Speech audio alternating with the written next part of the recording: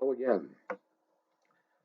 As I look forward to the gospel reading for this weekend's Mass, I was reminded of our first trip to Italy, which was in 1977. We rented a car and drove south from Rome, looking for the remnants of my family.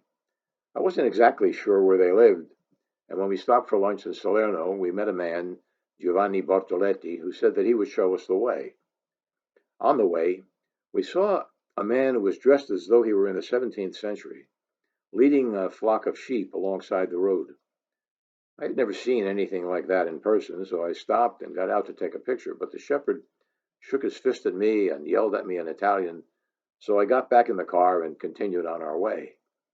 I asked our passenger, Giovanni, why the shepherd had reacted that way. He said that man is poor and he's marginalized and he thinks you're making fun of him. Well, that was a lesson learned. And since then, when I've traveled in Italy or places like Israel and Lebanon, I've been a little more sensitive to people's feelings. Meanwhile, Giovanni's summary of that shepherd's social standing fit in with what I had always heard and what I had repeated myself about shepherds in the time of Jesus, namely that they were outcasts. But since then, in my reading, I've discovered that there really is no evidence of that in sources from the first century or before. In fact, the evidence tends to suggest something different, that while shepherds were poor and they did belong to a lower class, they were not outcasts. In fact, they were, in a certain way, respected for the role that they played in the economy of the Near East. The Hebrew Bible, what we call the Old Testament, tells us that the patriarch Abraham, the father of the Jewish people, was a shepherd. Moses, who led the Hebrew people out of slavery in Egypt and was the intermediary in their covenant with God, was a shepherd. David, the ideal king of Israel, the singer of Psalms and the forefather of the Messiah, was a shepherd. So when Luke tells us in his gospel that the first people to visit the infant Jesus were shepherds, we can understand perhaps why Mary and Joseph weren't scandalized or shocked by their presence, and why people were amazed at what the angels had told the shepherds.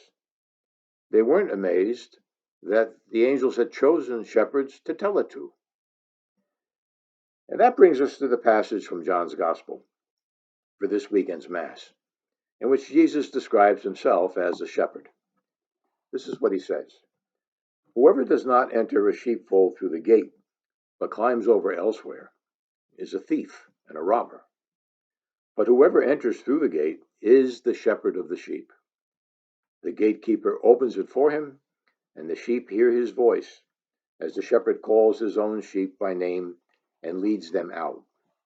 When he has driven out all of his own, he walks ahead of them and they follow him because they recognize his voice. But they will not follow a stranger. They will run away from him. They do not recognize the voice of strangers." The shepherd was respected because the sheep represented a significant investment by their owner and a source of wool, meat, oil, valuable commodities in the marketplace. The shepherd protected that investment and protected those resources because he had the skills necessary to keep the flock together and to protect it from predators, thieves, severe weather, and from the sheep's own clumsiness. He established a relationship with the sheep, and the sheep depended on him. And he put the sheep's well-being before his own. This is our relationship with Jesus and the message in this passage. We have heard the voice of Jesus, the Good Shepherd, most of us from childhood, telling us to rely only on him and calling us to lead lives of holiness, generosity, mercy, and justice. We hear other voices too, voices that call us to lives of materialism, greed, and neglect. In this present emergency, in this pandemic, we see sharp examples of people who listen to the one voice and do whatever they can to serve the common good, and people who listen to the other voice and do only what serves their own convenience and desires. As Catholic Christians, we know the difference.